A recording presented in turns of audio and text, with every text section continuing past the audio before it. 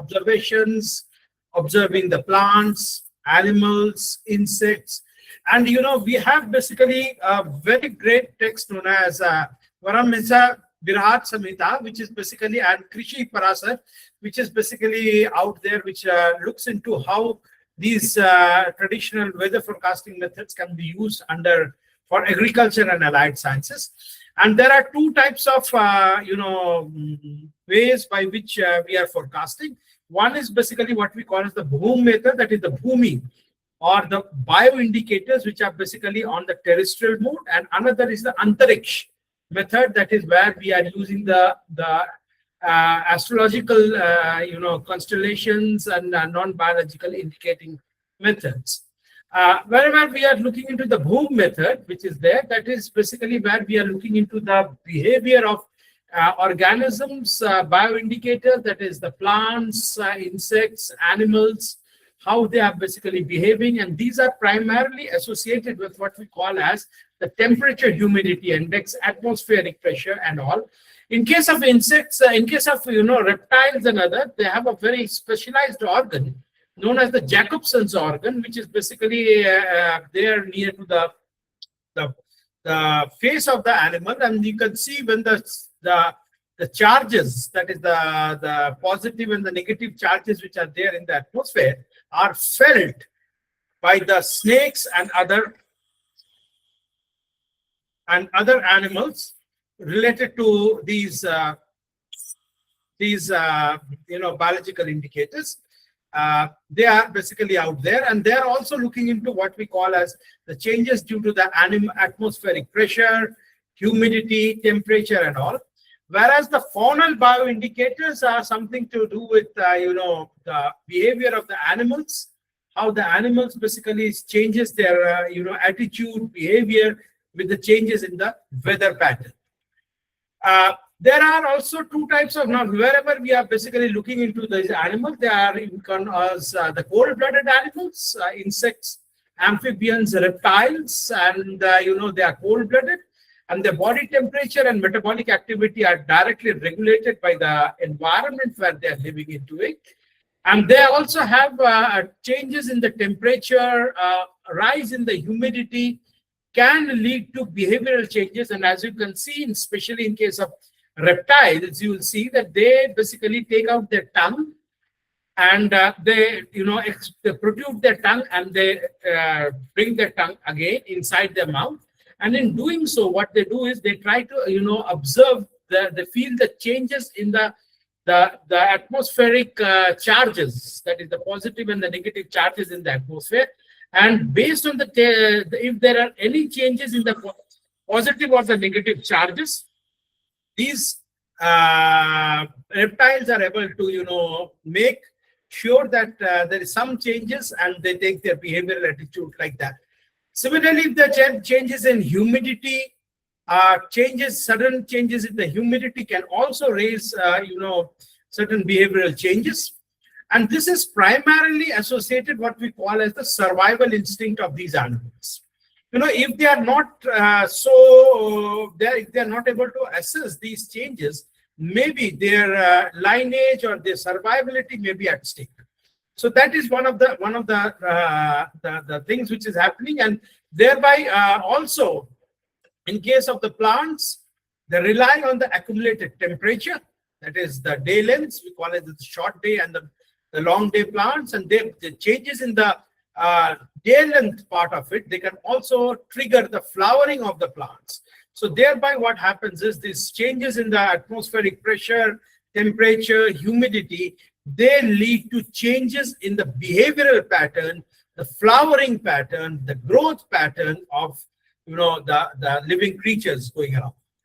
I'm giving an example of one of the very famous bird which is there in Madhya Pradesh. We call it in the place of Chinwara district of Madhya Pradesh, and that is known as titri.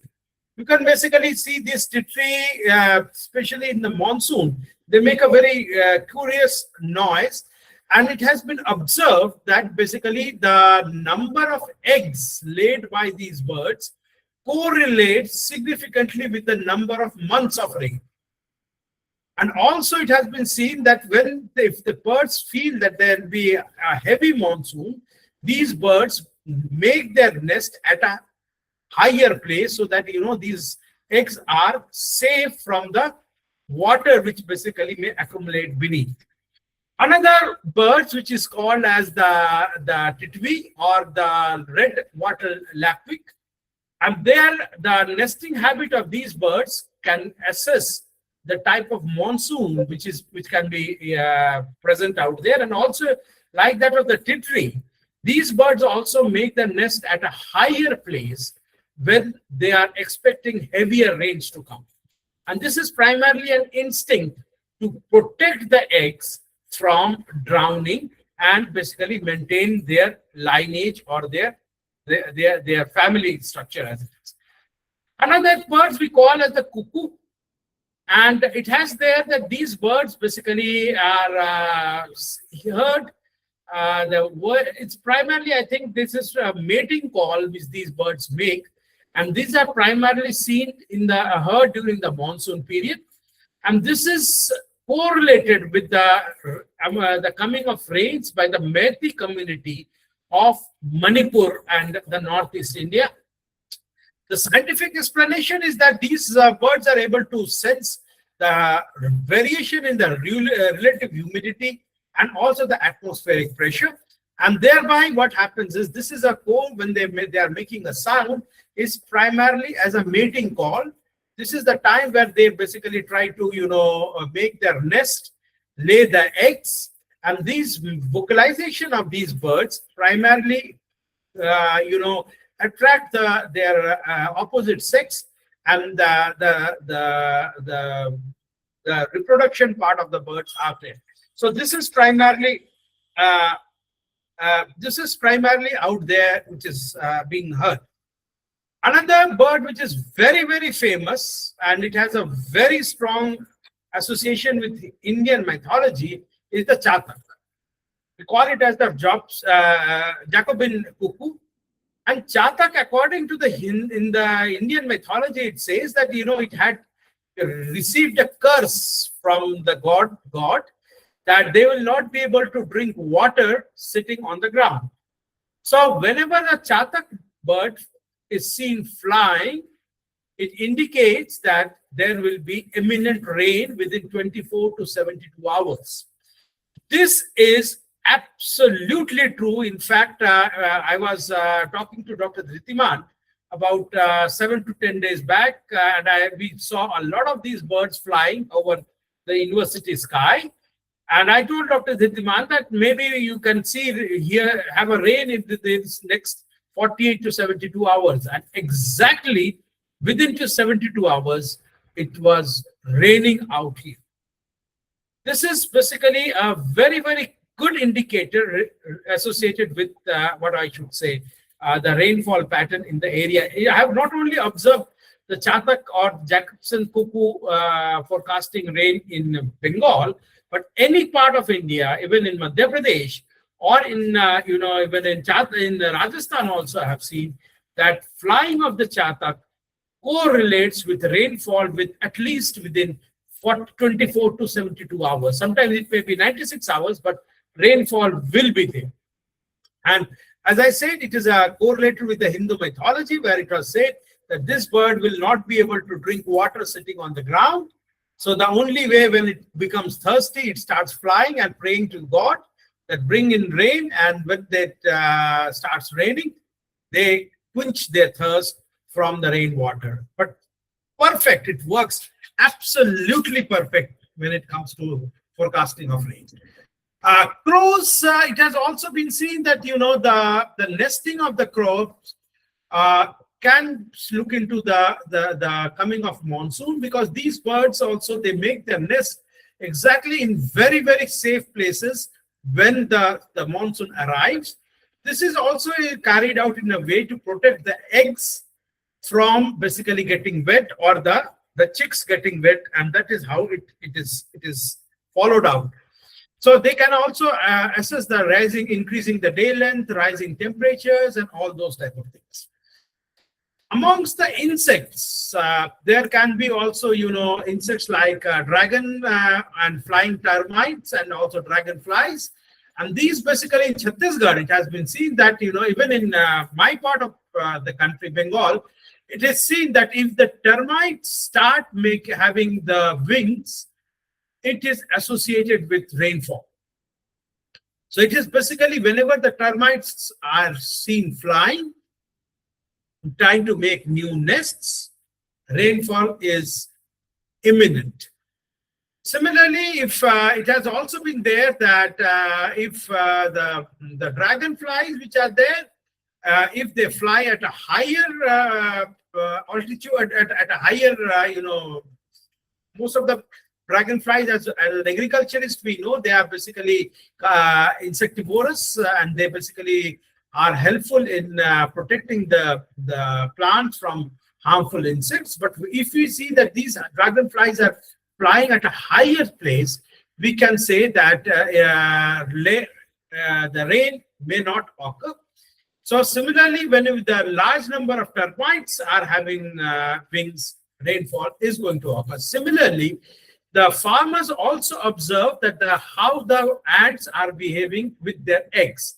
If the ants are carrying their eggs to a higher place, higher, trees or other such type of things, it indicates that there may be excessive rain which may flood the ant burrows, and thereby what happens is the ants are now going to, take their eggs to a safer place in this case. In it has been seen in Maharashtra, it says that when ants climb high, carrying gain, rains are certain to occur in this area.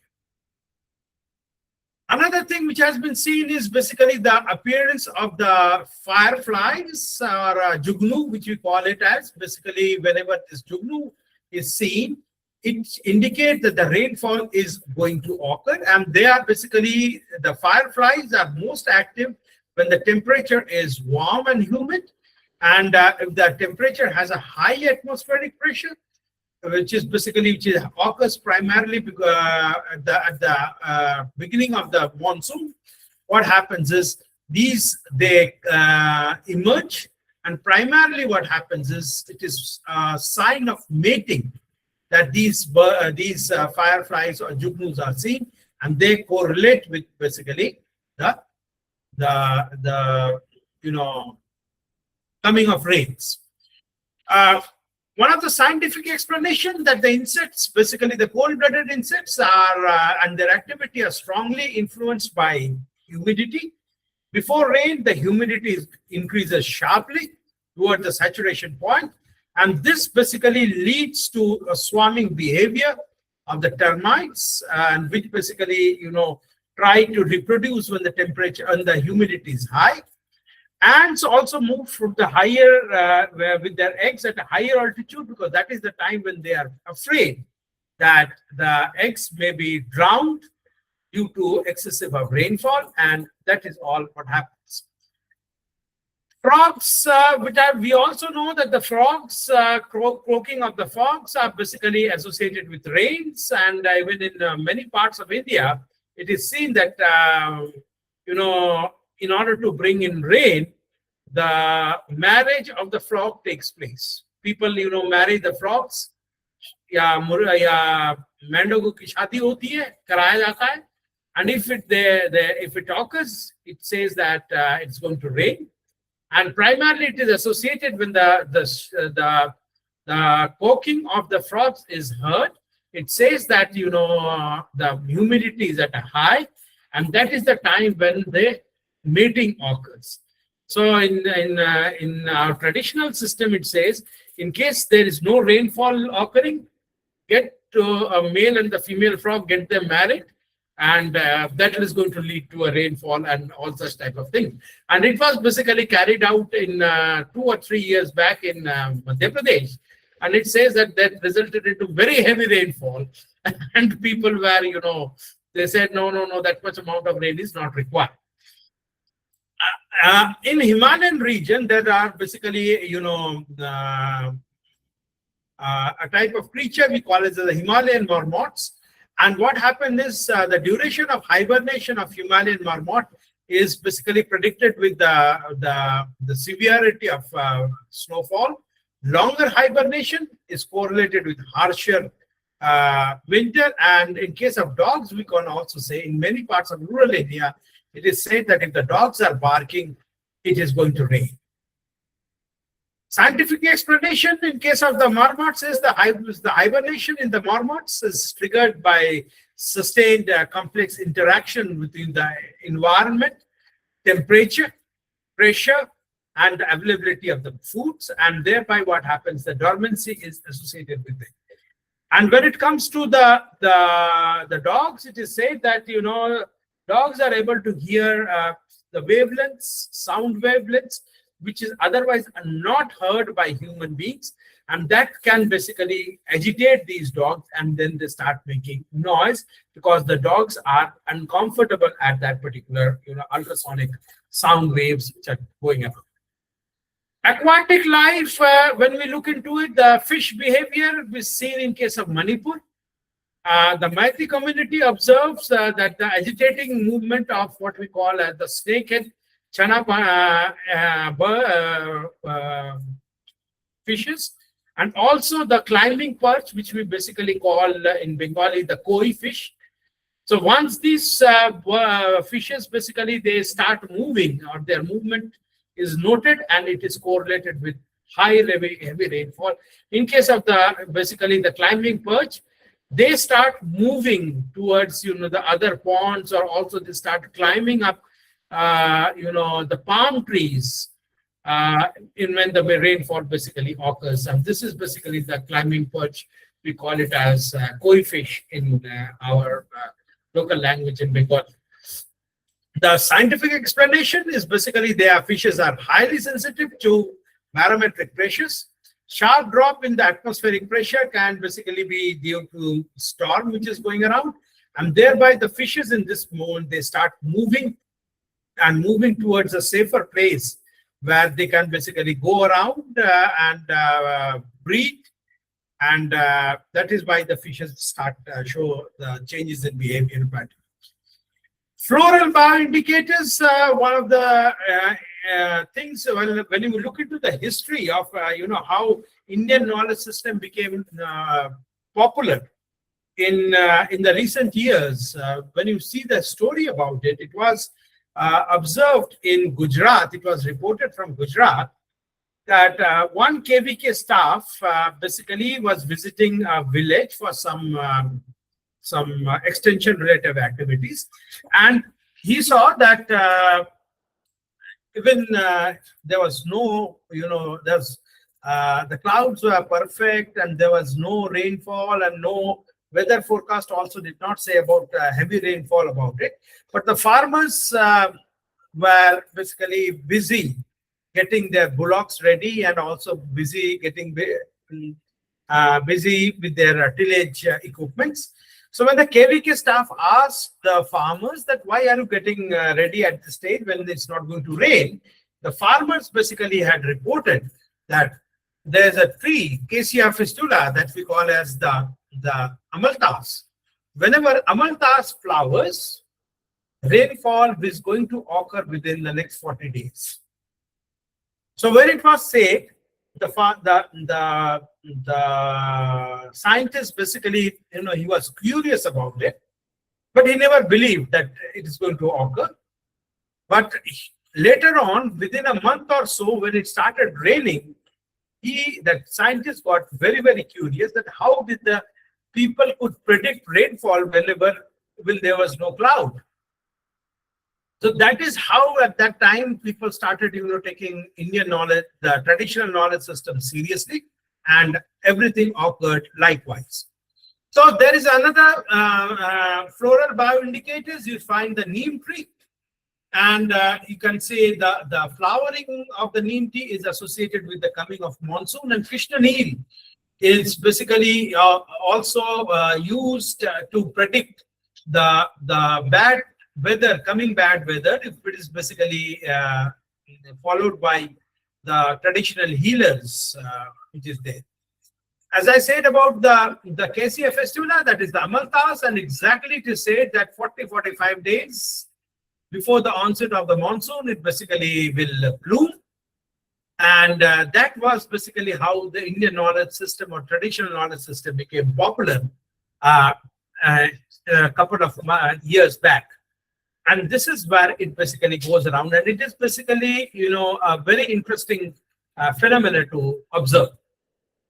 Scientific explanations, many plants have evolved on time where they reproduce for the reproducing cycle, that is flowering, fruiting. And the onset of pre-monsoon showers, such as increasing day length, rising temperature, they can basically lead to changes in the different type of plant hormones inside it. And during the pre-flowering and flowering stages, the trees exhibit lower levels of stresses and higher levels of growth hormone, that is indolacetic acid. And thereby what happens is that is where they are trying to grow as maximum as possible, have more number of leaves, and optimal maximum changes occurs. And finely tuned physiological response ensures that the reproductive cycle aligns with that of the arrival of the monsoon. And Krishna Neal's weed, basically physical changes is basically associated with changes in the atmospheric pressure, and that can basically be associated with any weather phenomena as a whole. Another system which is basically seen in India is basically what we call as the Antariksh method, as it is primarily associated with the presence of the different type of constellations, the stars and all.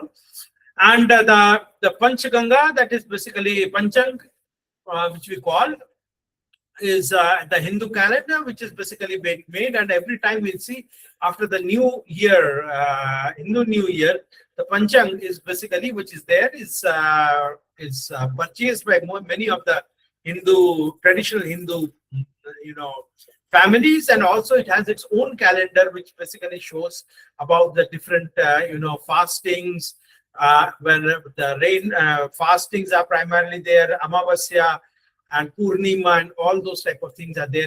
And basically on the Panchang, we call it as Panchang. Panchang basically also is there with auspicious, occurrings, marriages, the names of the children, and all basically are follow the Panchang rule. And this is basically in according to the Panchang Hindu calendar, we basically look into the nakshatra part of it. So nakshatra based forecasting, where we are basically having the different type of constellations going around, and the Adra nakshatra, it is traditionally associated to bring the rainfall, and here you can see the Adra nakshatra basically, which is being shown out here. The period from Rohini to Hasta nakshatra is associated with more assured and less variable rainfall, as it is basically seen.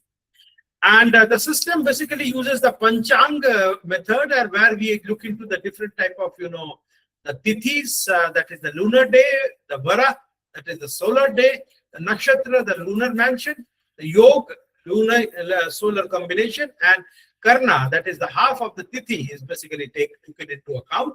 And in the Panchang, basically the rainfall and the other weather patterns are looked into by the different type of ruling planet of the year. And then also we also have the Meghadipati, that is the Lord of the clouds, and the prominent cloud systems are also seen in the Brahad Samhita, which says the different type of clouds going around. This is, you can see the Saptanari Chakra. The Saptanari Chakra is basically, here you can see the Saptanari Chakra. There is 7, Sapt means 7. And this is the Saptanari Chakra, which is out here. And basically based on the Saptanari Chakra, we are able to, predict the different type of, the monsoon and the other type of, what I should say, the rainfall and other type of, things which can occur in a particular year.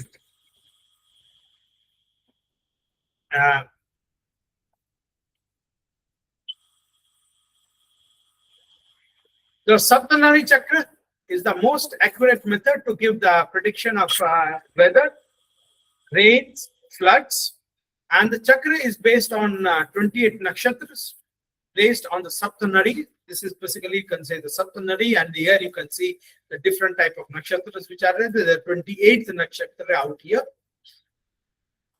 and are spread in the Saptanaris, and it is starting from Kritika nakshatra part of it. Entry of the sun in various rashis, nakshatra regulate the particular season.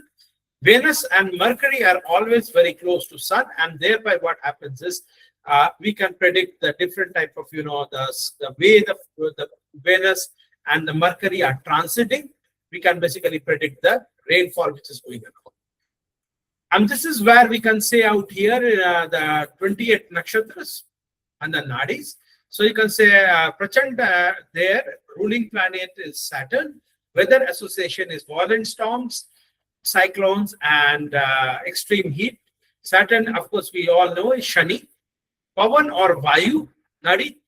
Nadi is basically associated with Surya, which gives rise to very strong hot winds and weather conditions. Dahan is basically Mangal, fierce heat, dry weather. Soumya is basically again Mercury, balance between heat and cool. Neer or Nirjala is Venus. Jala is Jupiter, and Amrita is basically the moon. And based on this, the weather forecasting is carried out using the Saptanari Chakra.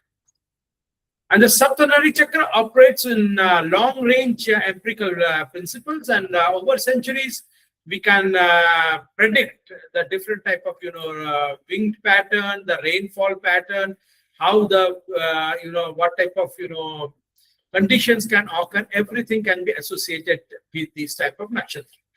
Also, we see the lunar mansions, basically where we are basically looking into the Krishna Paksh and the Shukla Paksh part of it. And there also we are able to, find out the different type of rainfall pattern or the climatic pattern as it is. Differential rainfall assurance can be basically explained by the seasonal progressions of the monsoon. The timing of the Rohini to Hasta Nakshatra, which is basically coming in the month of July and August, corresponds to the period of monsoon. And it is basically seen primarily in North Central and Northern India as a whole. Akshatithya, this is today, is primarily Akshatithya. And in Gujarat, we can see during the Akshatithya, the wind direction is observed. A wind blowing from north to northwest is basically shows a good predictor for monsoon part of it. A good monsoon is there. And by the way, today I believe is the Akshatithya today. So you can basically see whether how the wind is moving. If it is moving from north or northwest, it is said that the monsoon will be pretty good. Scientific explanations, of course, is based on the long-term astrological events, which are basically astronomical events which has taken place. The Earth's observable mechanics create predictable solar or cycles of radiations, and which is basically associated with gravitational influences. While the astrological interpretations are cultural primarily, but there are effects of nakshatras which are going around. Studies compare traditional Panchang predictions with actual rainfall data, and it has shown that over a long period of time, results are positive. Atmospheric and abiotic indicators like in Brahat Samhita, which you can look into it, which has said that the different type of color, cloud pattern, the type of clouds basically out there. So in Brahat Samhita, it has basically out there, and there we say the cloud, which is basically we call as the pregnant cloud, or we can say the cloud which is full of rain, appears in a particular season are deemed to yield a particular rainfall. Farmers in Kerala and Mizoram observe the color patterns, movement of the clouds to predict short-term weather conditions. Lightning, wind, rainfall, they can all basically look into the climatic patterns which are about to come. So that is also basically reported out here. Scientific explanation, well, cloud formations, as we know, is basically has something to do with atmospheric stability. Dark, towering clouds basically signify intense convective activity and thunderstorms. Color and direction of the sky at dawn or dusk indicate the type of particle matter, and also the water vapor. Lightning basically also has something to do with the charges which are there in the atmosphere, and also the type of the storm, intensity of the storm as a whole. You can see the different type of clouds, and different type of clouds at different type of altitudes has something to do with the rainfall pattern. Then again, we also have folk methods and folk practices. The folk methods and folk practices, there are the cultural methods, which is one of the folk dances which are there is Sarhul, basically their festival in Jharkhand. And Sarhul is basically associated with how to predict the upcoming rainfall by observing the water in a clay pot, which is kept overnight. And if the water level is unchanged or the pots are overflowing, it indicates good rain. A decrease in water in the pot, it indicates that there will be less amount of rainfall going around. So this is the Sarhul festival of Jharkhand. Similarly, we also have the Suri Jarek, basically of the Kailash communities in the Hindu Kush region. And they are basically also trying to predict the different type of rainfall pattern from the moons, the sun, and the stars, and how it goes around. The Thadi community of Rajasthan primarily also look into the folk songs and couplets, which basically is associated with weather and other type of predictions as well. Scientific explanation, when you look into it, these methods represent localized empirical weather knowledge. The clay pot method is primarily looks into the ambient humidity. If the water becomes less, that means the humidity is low. That is why the water is going down. If the water remains in the pot as it is, it indicates that the humidity is pretty is the atmosphere is saturated and there is less amount of evaporation. And in the Suri Jarek is a sophisticated form of ethnoastronomy where the position of the celestial bodies are calibrated on the local landscape to track the solar year, and seasonal shift is also basically noted. Another very interesting thing is the Nautapa. Nautapa, I think those of you who are from central India, primarily if you look into the Madhya Pradesh and part of the regions associated which is bordering Madhya Pradesh, they know about Nautapa. Nautapa is basically it's a scientific Sanskrit term, which now means night and tapa means heat. And this is, I observed, the effect of Nautapa when I was in Bhopal. And it was said that the 9-day period, believed to be the hottest time of the year, is embedded with the Antariksh method of basically forecasting. The concept is documented in classical texts such as Vrad Samhita and the Suri Siddhant. It has been there. And according to the traditional Indian astronomy, the period basically which is there in the late Jesht month between May 25 and June 2 each year is the exact dates which may basically vary for 1 or 2 days based on the astrological calculation that is. The sun remains in the Rohini Nakshatra during this particular period. And what happens is it has seen that this stays there for around 15 days, but the initial 9 days is considered as the most hottest period, and hence it is known as Nautapa. And the distinction is crucial. While the sun's transit through Rohini Nakshatra lasts for 15 days, the first 9 days constitute the period of peak thermal impact. So when we look into it, Rohini is the nakshatra of the moon and is widely known for its soothing effect, whereas the sun has the opposite effect of it. Thereby, when sun enters the nakshatra, it takes away the cooling effect of the moon, and hence it becomes hot. As soon as the sun enters the Rohini nakshatra, it comes closer to the earth, On the other hand, from the point of view of science, the rays of the sun fall perpendicular on the earth, due to which the temperature increases suddenly. The most significant aspect of Nautapa is basically where it is the coming of monsoon is predicted. So the core principle: intense heat during the 9 days indicates good rainfall. Rain or subdued heat during the Nautapa, that means if there is a rainfall during the 9 days of Nautapa, it suggests that there will be erratic rainfall or insufficient rainfall. And this is, I observed this happening when I was in Bhopal in 2021.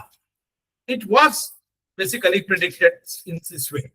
The sun's strong heat creates low pressure, which attracts monsoon winds, and it causes the good rains out here during the Nautapa period. And here what happens is the Nautapa is associated with the Panchang integration.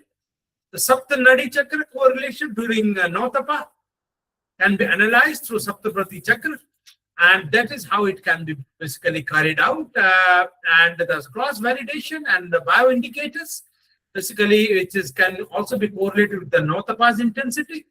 And there we can also say whether these, during the Nautapa, what are the behavior of the plants, animals, and the reptiles can be seen. Regional variations are there. The core concept of Nautapa is basically towards all over the country, but it is mostly there in Uttar Pradesh and Madhya Pradesh in particular, has been observed. This is the impact of Nautapa on the monsoon pattern. You can look into it, and this is how the wind pattern was observed in 2024. The scientific expression of Nautapa is low pressure formation occurs during this period. Intense heat creates strong thermal low over northwest India. It leads to enhanced evaporation. Pressure gradient intensification occurs. Monsoon basically drives in the monsoon clouds from other places because of the difference in the pressures which occurs. If Nautapa days are not intense, the rainy days or the monsoon will not be good. And the farmers now can choose between short duration varieties. If Kharif crops are there, harvesting time is 105 days, but now they have the short duration varieties where the 80 to 90 days harvesting period is safe. Thank you for the kind, for taking your time and listening to it. If you have any questions, you can ask, please. Any questions from anyone?